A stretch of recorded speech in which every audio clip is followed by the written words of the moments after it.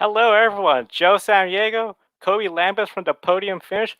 Welcome to Grid Live. We got a special pre-race edition on a Thursday because we have NASCAR tonight from Kansas Speedway, and then Sunday, of course, MotoGP. Very exciting night of racing. Kobe, are you ready for tonight's races? Oh yeah, I mean it's crazy, right? Racing on a Thursday night, and well, I guess we should have gotten used to it because when we returned to racing from the pandemic, we were racing in the midweek and whatever, and I'm sure it'll definitely be a welcome escape from the real world tonight. In the middle of the work week for the fans to sit back and enjoy some Thursday night NASCAR Cup Series racing at the Kansas Speedway. And it's going to be really exciting. We encourage all our fans watching, share in the chat. Who do you think is going to win tonight? And if you got any big plans for tonight and Sunday as well during the MotoGP race. Now, one of the things with MotoGP racing, once they complete their second race, they will be scored in the grid rankings. So before we get into all the further racing action and the preview, let's take a quick glance at the grid ranking for week 11. Scott McLaughlin, again, leading the grid ranking. He did lose some points. He's no longer in the 20-point range, fell down to the 19-point range, considering he finished outside the top 10 in the third race. Lewis Hamilton did gain some ground. He now has two in a row. He could easily try to overtake the lead with a third win in a row and some bad luck from Scott McLaughlin. Scott Dixon, Valtteri Bottas rounds out your top four. And then Kevin Harvick, the first NASCAR racer, highest one in the grid ranking currently. The other grid ranking driver from NASCAR is Denny Hamlin over in eighth place. You could take a look at the rest of the top 10 there. And definitely, we also want to say we're very excited for all the viewers over at the Ultimate Sports Radio Network listening in. Now, one of the big things is Kevin Harvick today with the NASCAR race at Kansas Speedway. He is coming in. We already got 4 wins at this year, and he's looking for a fourth win right here at Kansas Speedway. Last time he ran here and won was 2018. Kobe, I know coming into today, do you see Kevin Harvick earning that fourth win at Kansas Speedway tonight? Well, I'm gonna say that Kevin Harvick is not going to win tonight's race, but I definitely think he's going to be strong and finish well inside the top 10. It seems like Kevin Harvick right now is one of the championship favorites in the number 4 team, keeps clicking on all cylinders, and I definitely think that they're going to be in contention tonight, but they're not going to win the race. When we get to a pick a winner later in the program, I think a lot of folks might be shocked as who I'm going with for tonight at Kansas. Super excited to hear who you're going to go with for Kansas. Now, Kevin Harvick, he is very fast, but all those Fords are looking really fast, especially from Stewart House Racing. Of course, Aric Almirola's up there. Clint Boyer, this is his home state track. He always seems to do really good. He just sometimes have a little bit of that bad luck. And don't count out Cole Custer. He pulled off the surprise in Kentucky, a really tough track to win. I wouldn't count him out. One person some people may count out, some may feel like this is a great opportunity for him, is Jimmy Johnson. He is second when it comes to active drivers with great average finishes. Of course, Kevin Harvick leads the group, Jimmy Johnson second. Do you see this being an opportunity for Jimmy Johnson to rebound? Yeah, certainly. I mean, getting a win would be great right now for Jimmy Johnson since he's like he's like the last one in with the playoffs right now, and soon he's going to be on the outside looking in, and a win would definitely take care of a lot of problems that they're facing right now with the 48 team, but also just getting a top 10 finish, having a race without any major issues or crashes. That would be a positive thing right now for the 48 team, so they can rebuild their confidence as we're heading to the final stretch of the regular season. The playoffs are going to be coming up soon. Playoffs literally right around the corner. So it's time to get all your bad luck out now and make sure you're able to focus as it's time to fight when it's time for the fight for a championship. You bring up a good point. Time to focus on the championship. Next week, Jimmy Johnson will be testing an IndyCar at Chip Ganassi Racing. We know this is the third attempt to do it. The first attempt was called off because of the pandemic. Second attempt, Jimmy Johnson tested positive. Do you see this as becoming more of a distraction from him focusing on the championship if he's going to be testing an IndyCar? Or do you think this is a good motivation of getting that out of the way? getting the experience, and now really just focus on the championship in the Cup Series. Well, I wouldn't necessarily call it a distraction from his NASCAR Cup Series program, but sometimes when things are not going well, people like to do things that make them happy, or excite them, and Jimmy Johnson's been pretty open about wanting to go racing the NTT IndyCar Series as soon as next year. Like, we don't know which team he's going to be racing for yet, but yeah, Chip is testing with Chip Ganassi Racing at the Indianapolis Road Course. I'm sure he's really looking forward to this. What they say, third time's the charm. Maybe it'll actually happen this time, and it would be really unfortunate if something came up and postponed it for a third time. But I have a good feeling that Jimmy's test is going to happen this time. And since things haven't exactly been going well right now, I mean, on the NASCAR side of things, maybe an an IndyCar test, and it goes well. It'll lift his spirits. You saw how happy Jimmy was when he tested the McLaren Formula One car when he did the seat swap with Fernando Alonso. Jimmy was like so elated after doing that test, and I think that it could really motivate him to do to close out his full time NASCAR Cup Series career in the right way and maybe secure a win. Yeah, it definitely seems like something where it could really motivate him, get the team to rally behind him, especially if he does really well in the test. It's just to get that out of the way, knowing that, okay, he got the opportunity to test it. Now just focus on racing and hopefully be more motivated. Kansas is definitely the track where a lot of fans are really excited about. It has been a brutal track. In the last 15 races there, we have seen only one race with less than 5 cautions. We have seen 5 cautions or more in every race, the most being 15. Do you set up the car entering tonight anticipating short runs?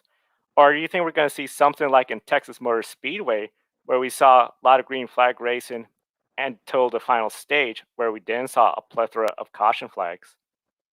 Well, I think it honestly depends. It seems like whenever we come to Kansas twice a year, it's like a flip of the coin. One race is usually really calm, and the other one, all heck breaks loose. And if it's going to be one of those races tonight, where we see a lot of action and all of that, it might be a good idea to set up the car for the short run, especially if we're going to see late race cautions.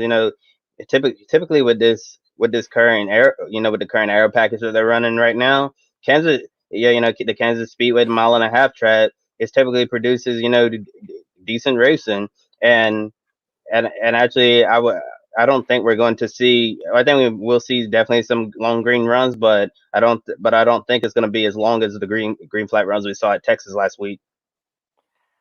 Yeah, I think what we saw at Texas was more of what's been Texas lately, especially after reconfiguration.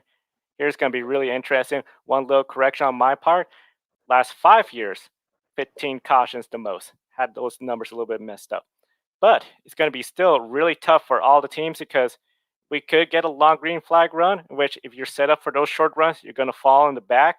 We've seen that happen to drivers like Kevin Harvick and others at different tracks. Then, of course, if you are on a long green flag run, it's going to be really interesting if we get to the end and then we started having a repeat of Texas of short runs, caution flag, short runs, caution flag. It's going to be a really interesting race. Super excited about it. Let's take a look at the top 10 starters for tonight's race. Kevin Harvick, of course, drew the pole. Joey Logano, Eric Almirola, and Ryan Blaney makes it a Ford top four. Martin Truex Jr. and Alex Bowman. Both of them got one win. Looking for another win right here tonight. Brad Keselowski and Kyle Busch. Kyle Busch still surprisingly looking for his first win of the year. We have Kurt Busch and Denny Hamlin, who is also has 4 wins, starting in the top 10. So it's going to be a really interesting race. We're super excited to see how it goes. But now we're shifting gears and discussing this upcoming weekend's race for MotoGP. Yeah, and the surprising news that broke out yesterday was Mark Marquez that he was going to seek medical clearance from MotoGP medical director to compete in this weekend's events. And today he was actually medically cleared to race. Believe it or not, what a mad lad he is! That's just 4 days after surgery to place a titanium rod and several screws into his arm. Joe, is this the right and safe move to go? And attempt to race so soon after a major accident and surgery? I mean, Mark Marquez, I really admire his spirit here, but it just seems, just really mad to do something like this. It is unbelievable. When first reported yesterday, I was saying he was looking at coming back at the Czech Grand Prix. Then late last night, it started coming out. Oh, he's going to go to the track and see if he could get medically clear. The deadline for that was Saturday after qualifying. After qualifying Saturday, you have to be in or out. Well, today, this morning, he said he's cleared and he's going to race. It is just impressive. I can't imagine how he feels. He must be on, I would assume, some sort of therapy or physical training or something to ensure that he could withstand the forces while he's riding the motorcycle.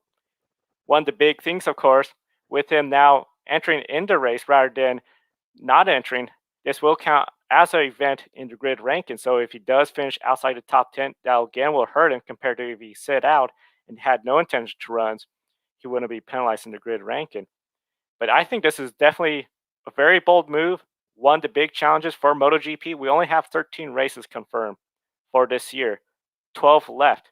Had he missed a second race, and we've seen anyone from the top three, especially Fabio, win a second race in a row, he could have easily put away any title chances for Marc Marquez. So, very courageous move. Hopefully, the doctors and everybody will have taken into consideration, especially the risk, and they said that he is good to go. Yeah, yeah. I mean, I respect Marquez, for being so dedicated to, keeping his title hopes alive and everything like that. And also, with the grid ranking, who I'm trying to, Marquez, he's, he's been the winner of the grid ranking, the grid ranking champion, and and if misses race and all that is gonna hurt him as well, in the championship and all, and hopefully he's making the best decision for himself, and we definitely don't want him to go sliding off that bike again and get and re-injure himself. And speaking of Fabio Quartararo, who is riding a factory spec bike this season, is looking to win 2 in a row. Is he a new championship contender and can bring the fight to Maverick Vinales and the factory Honda team when Marquez returns? I do see him being somebody that will bring the championship fight. Last year, rookie year, he got the Rookie of the Year honors. 7 podiums, 5 of them was second place finishes. Very impressive. The big thing we need to see from him is the consistency. We didn't have that last year, but that was his rookie season. Comes out with a win. Very impressive. Can he do it 2 in a row? I do think he can do it 2 in a row. He got the pole for last weekend. He had gotten really fast at Jerez track. So I think he's going to be really hard to beat Sunday at Jerez. And the reliability. That's the other thing everybody's going to be looking at. We all know what happened last year. He was doing well in that race, and then a gearbox issue ruined his day. He cannot afford to have reliability issues. He needs to be consistent, and I think he is definitely a championship contender. Yeah, speaking of Vinales, his teammate Valentino Rossi has his 25th season off, to a poor start with the DNF. Do you see him contending for a win soon? I don't see him contending for a win this weekend. He has seemed to just not really gotten used to the new Michelin tire. For fans not familiar with MotoGP, Michelin is a tire supplier Bridgestone had left, and it seemed that when it comes to Valentino Rossi's riding style, the tires just seem to wear out and he doesn't seem to be able to get the grip. The mechanics from Michelin brought this year a new tire, trying to make it where all the drivers have a good shot at racing competitively. It just seems that for him, he just seems to be struggling a bit more. Ways he could be up there in the front, I think he needs a cooler racetrack. So we have cloudy weather, potential chance of rain, and the track temperature is low. I do see him contending up in the front. But if we get another clear sunny day and hot weather, I don't see him contending for a win. But of course, we got still after Sunday more races ahead. He could contend for a win at some point in the near future. Yeah, Maverick Vinales and Andrea Dovizioso are both seen as the favorite for the championship after the first weekend. Who do you see as having the upper hand entering this race weekend? Out of the two of them, I think Vinales has the upper hand. The Yamaha team, they're looking really good. We saw them last year.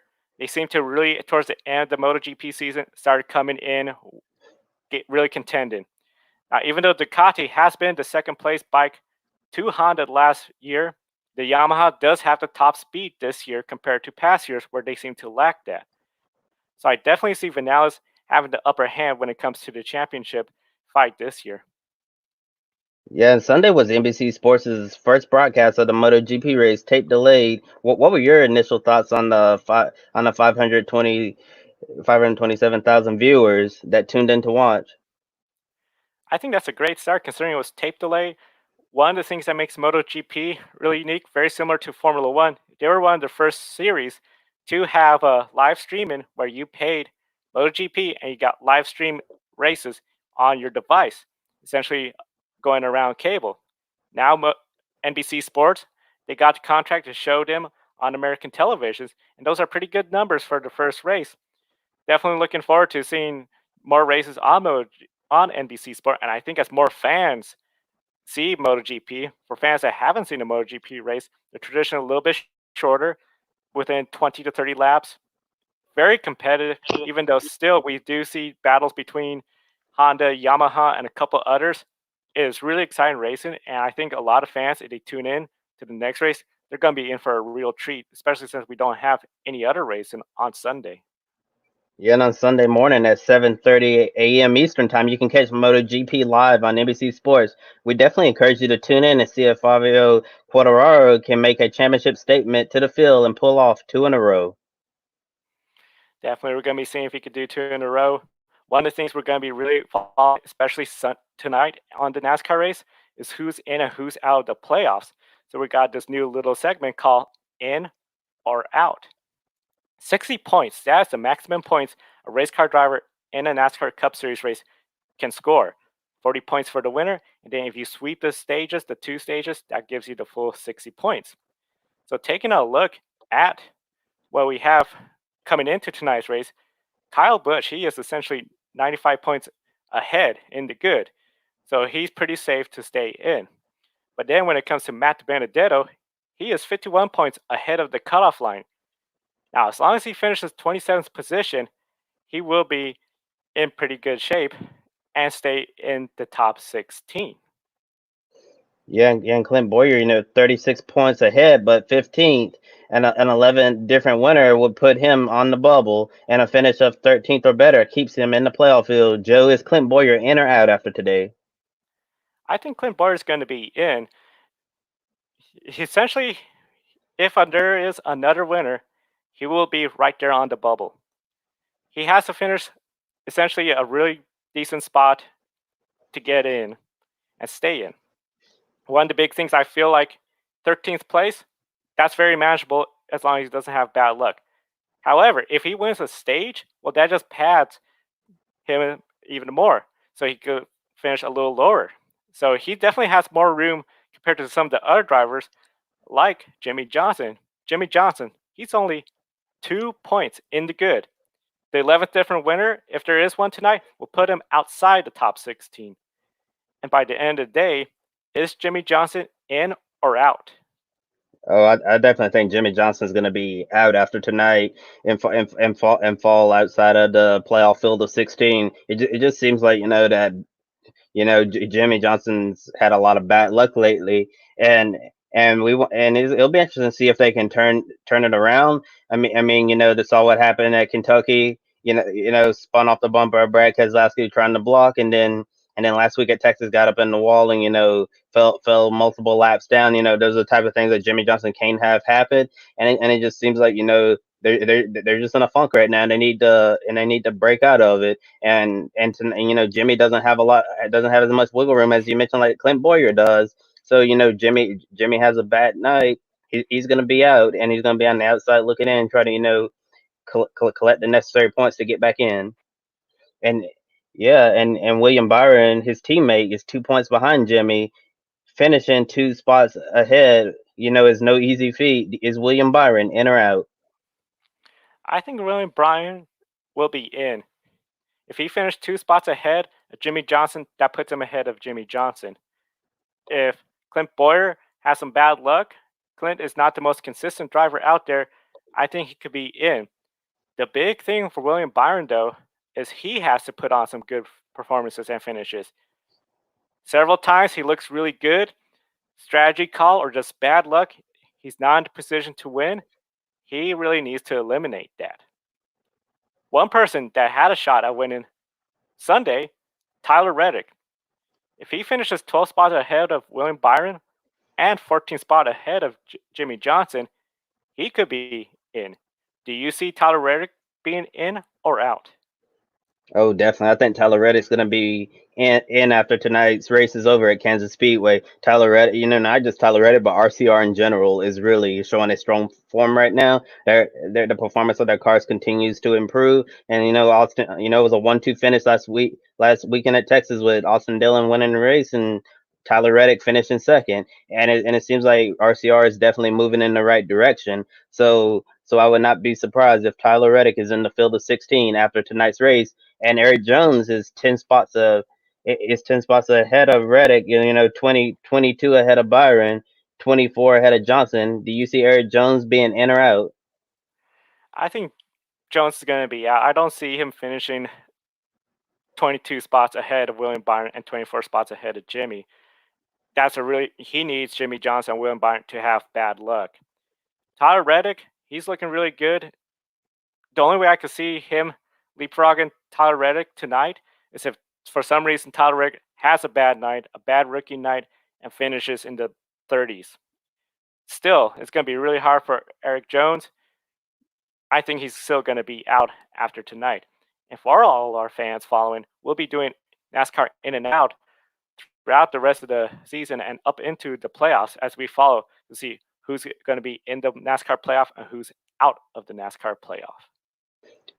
And now we're going to discuss some news that broke earlier today. Adam Stern from the Sports Business Journal reported that Bob Levine, owner of Levine Family Racing, is currently evaluating his future in NASCAR due to financial woes caused by the global pandemic.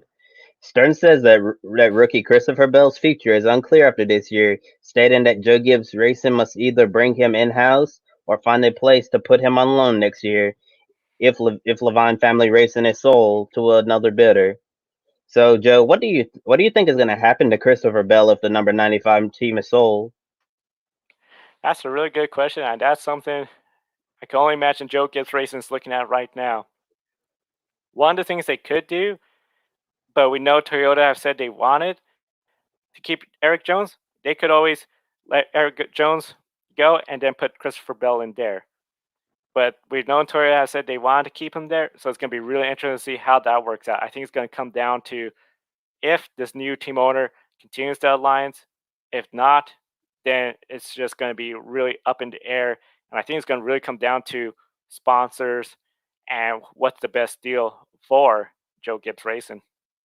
Yeah, Christopher Bell been in the been in the Toyota family for such a long time. They've done a lot for his career, and they've invested a lot of time, effort, and money to get Christopher Bell where he is now in the NASCAR Cup Series. And I can imagine that that Toyota will not want to part ways with Christopher Bell. And it'll be interesting. You mentioned Eric Jones. It seems like Denny Hamlin, Kyle Busch, Martin Truex Jr. They all seem to be in a stable situation there. Joe Gibbs Racing. And however, with Eric Jones, it seems like he's always, under pressure. Do you think Gibbs would actually release one of his current drivers, especially? Do you think that driver could be Eric Jones since it seems like that he's under a lot of pressure to perform in comparison of his teammates? I wouldn't be surprised. Same time, it's really interesting because we've seen Joe Gibbs Racing. They'll bring a new driver. One of the best examples I could think of was after Bobby Labonte retired. We had essentially JJ Yeley come in, very successful in the short tracks, but it just seemed him and that 18 team never seemed to get things going. No wins. Next, we saw he was out of the ride. Same thing happened to Jason Leffler in the 11 car. That essentially led to Denny Hamlin coming in. When JJ Yeley left the 18 car, here comes Kyle Busch. Joey Logano. A lot of people saw it as the next best thing. Joe Gibbs Racing, his only rookie win was because of rain and the strategy of staying out. So there seems to be something where if a driver seems to go there and it's not just clicking well. Joe Gibbs, it's a business move. We'll let them go. Eric Jones has a couple of wins, particularly at Daytona and Darlington, two tracks that are not the easiest to win at. So it would be a little bit of a surprise if Joe Gibbs decides to let go of Eric Jones. At the same time, though, it wouldn't be much of a surprise considering in the past how Joe Gibbs Racing has handled drivers that weren't living up to their expectations. Yeah, yeah, so it'll definitely be interesting to see what happens there. It does seem like that Eric Jones is based on his performances in the NASCAR Truck Series and Xfinity Series. We all know that Eric Jones has talent and Eric Jones is capable of winning at the Cup level. But he's been compared to his teammates who have had a lot more success than him at the Cup level, and Gibbs thinks very highly of Christopher Bell. And I'm sure if it came, they had a choice to keep, Eric Jones or move Christopher Bell and have and send Eric Jones somewhere else. I'm sure it would definitely be a tough decision, but I think that you have to weigh, your pros and cons like anything. I like who has the most upside and how are they going to perform as an organization. And in my opinion, right now, it seems like Christopher Bell might have the most upside right now. Yeah, it seems like Christopher Bell does have more of the upside right now. He has given that team some pretty good runs, so it's going to be really interesting to see what turns out with this situation. One unique situation that has been popping up, especially today, was an article from the American Keepers that surfaced making allegations that NASCAR kicked out some disabled officers for taking a photo with a vehicle belonging to a truck series driver, Angela Ruck. Now, the vehicle was honoring officers that were killed in the line of duty. According to a report, a NASCAR staffer asked the disabled officers to leave and stop taking pictures. When they explained they had been asked and given permission to take a photo with the vehicle, NASCAR staff proceeded to call the police. The founders of the Wounded Blue organization was quoted in this story. In the story, they said, for weeks, NASCAR bent over backwards to support the Black Lives Matter organization. Lieutenant Randy Sutton, a 33-year-old law enforcement veteran who also made this comment, however, when a car paying tribute to the Wounded Blue and raising charitable funds to help officers wounded in the line of duty hits the track, it's been nothing but roadblocks. Now, for NASCAR to call and arrest of these disabled officers who simply sought to take a picture of the vehicle with their names of over 120 fallen officers who were killed in the line of duty, it's clear that NASCAR is the one who is off track. Now, this responded Texas Motor Speedway track president Eddie Gossage to respond to the story, saying that Mike Ruck, the husband of Angela Ruck, was fined $10,000 for sneaking in those guests and violating NASCAR's policies. He said the Fort Worth police weren't involved and those people should be ashamed. He also goes on that Texas Motor Speedway fully supports the law enforcement and first responders. Then, of course, Mike Ruck responded back on his Twitter, saying he was trying to clarify everything that had happened, saying that NASCAR said they are not fining him for bringing in the police officers, and said this was essentially a miscommunication. One of the big things, of course, there's all the everything going on, different statements going on with the story, and trying to make sense of it all because it seems like there is a good amount of miscommunication and misinformation. Kobe, it seems like with the story and all the misinformation going around, what can you tell us about everything that happened at Texas Motor Speedway? Well, you said it, Joe. Took the words straight out of my mouth. Tons of misinformation and overall dishonesty. flying around. The report from America's Keepers make it sound like NASCAR was deliberately picking on those disabled officers. I'm pretty sure that NASCAR wouldn't single out those individuals without a good reason. And based on the facts that have surfaced, they clearly weren't following NASCAR's virus protocols and tried to spin the story to fit their own narrative. As Texas Motor Speedway said in their official statement, it was a restricted area and they were not on NASCAR's restricted credential list. Therefore, they had no business being in the Speedway's infield. It doesn't matter who you are when the rules are in place. You either follow them or face the consequences. Yeah, the rules are pretty clear, especially with this pandemic. We can't allow the access that we usually see to fans, where fans are allowed in the garage area, seeing the drivers, getting photos. This definitely seems like something was where there was something had gone wrong, some sort of miscommunication, or maybe somebody thought, "Oh, I'll just sneak them in." Still, there are rules in place. NASCAR has these rules in place. They've said in announcements they have these rules. Only essential track personnel. I think there could have been better ways for this to be handled. They could have gotten pictures of the truck prior to entering the speedway, or even after the race and outside the speedway. Definitely, especially considering Eddie Gossage from Texas Motor Speedway made a statement too. I don't see Eddie Gossage being somebody that would try to pick on sides. He will treat everyone fairly and enforce the rules fairly. And that's why I think happened. And then it's just really unfortunate about the statement made by the organization trying to essentially create some sort of mis- misrepresentation of NASCAR. Yeah, yeah, very unfortunate as we've seen, in recent weeks, in like past like month or so, there's been a lot of misinformation flying around about NASCAR, stuff that's simply not true, and it's very frustrating when that stuff happens. But hopefully, through finding the real facts and all of that, we can debunk all of the rumors and crazy misinformation flying around because we don't need to create any more problems that we don't need to have.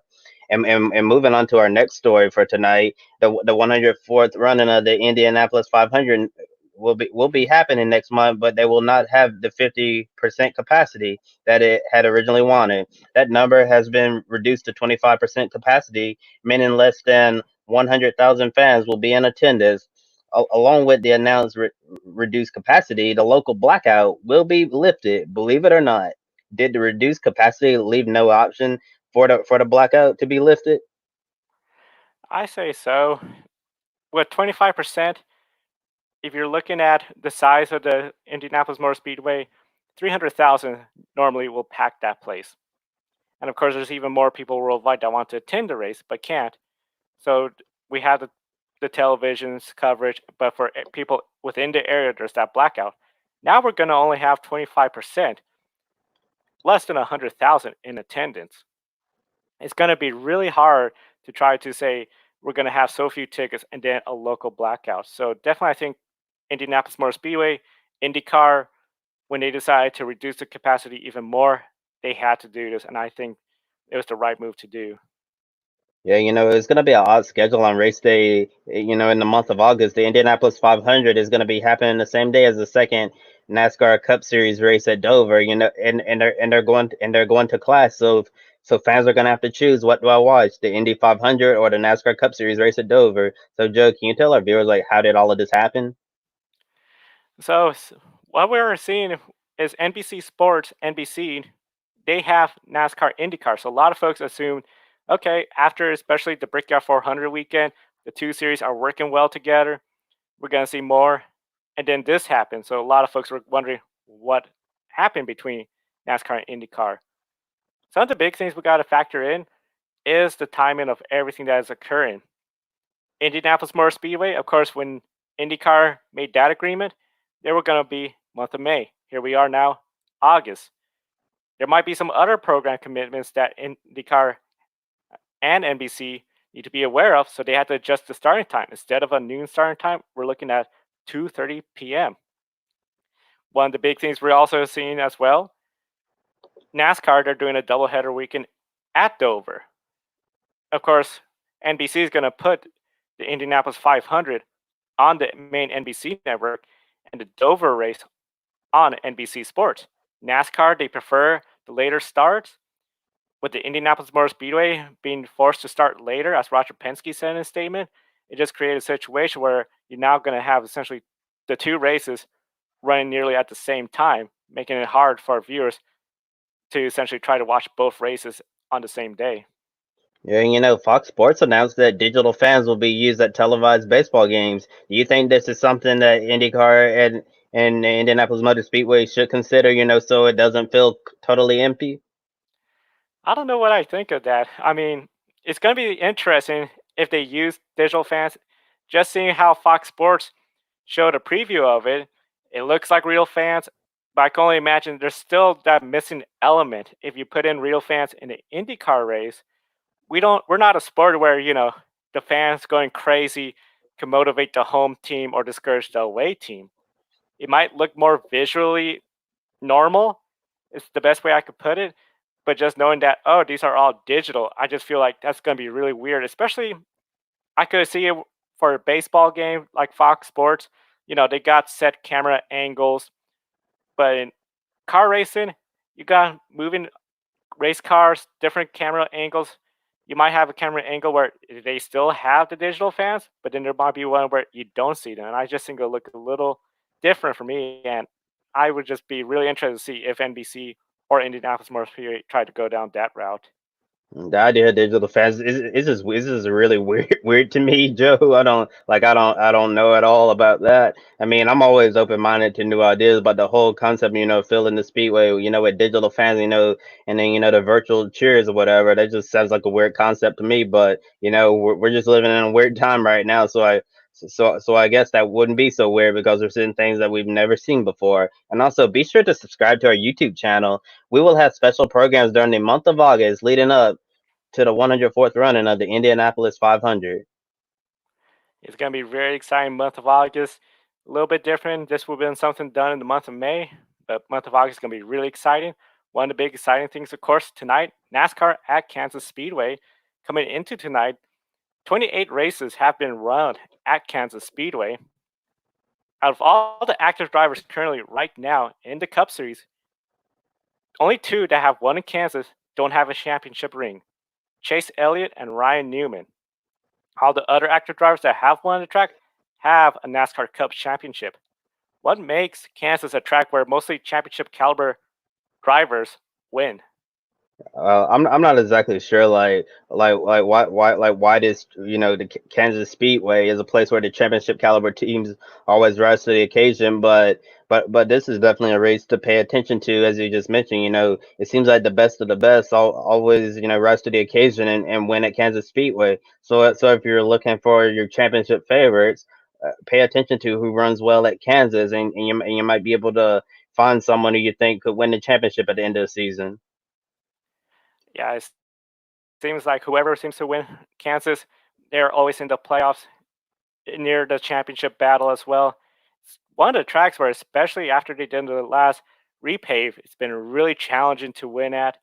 Of course, still NASCAR, anything could happen. Everyone said Kentucky is one of the hardest tracks to win. No rookie had won, and Cole Custer goes out there and shocks everybody. One of the big things, of course, that sort of shocked everyone this week was NASCAR saying for the rest of 2020, no practice, no qualifying. Kansas is the last track in the regular season that we're racing at that appears in the NASCAR playoffs. All the tracks in the NASCAR playoffs we have already been to, and Kansas is the last one we're going to. So this makes it a really interesting situation. If you are a crew chief of a team that already has wins, like Kevin Harvick, or even RCR, which they're locked into playoffs with the number 3 Chevrolet, do you approach tonight as a test session to try to get that perfect setup for when we come back in October to Kansas? Yeah, yeah. I mean, you can never have enough notes in your notebook, and if they're gonna, since we're not gonna have practice, as you mentioned, it'll be a great opportunity for these teams to learn something for when we come back in the playoffs later in the year. And also, one thing we need to note that the weather is gonna be different. Right now, we're in the middle of the summer, and it's gonna be warm there. And when come back later in the season, gonna be in the fall time, it should definitely be cooler. and I'm sure the setups are definitely going to change a little bit based on what the weather's like. Yeah, it's going to be cooler temperatures. Of course, with tonight's race, it will be cooler, but I don't think it'll be as cool as we see in October. So definitely going to be looking at drivers trying to make setups with their teams to make it where that car is more free with the cooler conditions. Grip, of course, that's going to be an issue as well too. You're going to have a lot more grip when we come in October. So it's going to be really interesting to see everything that happens with tonight. Will we see teams like Kevin Harvick or Denny Hamlin focus on trying to get a perfect feel for the car to bring back and forego to win, or are they still just going to go all out for the win? It's going to be a really interesting race. We're super excited about it, and we're super excited for one of everyone's favorite parts: pick a winner. Of course, we only have NASCAR Cup Series and MotoGP in the grid ranking running. So with pick a winner, I'll go ahead and start off first. When it comes to the NASCAR race, I think tonight we're going to see Kevin Harvick get his fifth win. I see him. He's been really close the last few weeks, and I think he's going to get it tonight. I'm actually gonna go with a shocking pick, but I guess you shouldn't consider it surprising based on how well the rookie's been running lately. I think we're gonna see back-to-back wins for RCR, but instead of Austin Dillon, you're gonna see Tyler Reddick in victory lane tonight, becoming the second rookie to win this season, joining Cole Custer. That's going to be really exciting to see if he could do that. He has the momentum. He's had good runs. Next up, of course, MotoGP. Since I went ahead and got the first pick, I'll let you go first with MotoGP. I think I'm gonna go with Maverick Vinales. I'm going to go for two in a row. I think Fabio is going to get that Yamaha. The reliability is there. He's looking really good. I do see that team improving, and I see them being a potential championship threat this year in MotoGP. Yeah, definitely. It should be an exciting MotoGP race. Encourage you all to watch on Sunday morning at 7:30 a.m. Eastern time on the NBC Sports Network. And finally, I want to share some interesting articles from my colleagues at the Podium Finish. First, Tara Jones has a fun feature story with Jenny Martin, who is the director of partnership marketing at Front Row Motorsports. After reading Tara's piece, I was actually quite surprised to learn that Martin spent 2 years working at my university at UNC Charlotte in the athletic department. Now she holds an important role with a NASCAR Cup Series team. And if you're interested in learning more about Jenny Martin, please check out Tara's feature story. In addition, Tara also debuted a new weekly series called Random Race Recap. Each week, a NASCAR Cup driver is chosen randomly, and Tara writes a recap of their performance throughout the race. When a driver is chosen, they cannot be picked again until three races have been completed. And ironically, last week at Texas, her driver to write about was Quin Houff, who made headlines for his dangerous rookie mistake of trying to pit from the middle of the track, which resulted in a crash number 00 Starcom Racing Chevrolet Camaro ZL1 1LE. And finally, Matteo Marcheschi's weekly column titled To Xfinity and Beyond highlights the main storylines coming out of each NASCAR Xfinity Series race. You can check out the latest from the Xfinity Series and Matteo's most recent piece. All links are provided in the video description. And we want to thank you for joining us for tonight's Grid Live pre-race show on a Thursday night. Enjoy all the racing this weekend and have a wonderful night.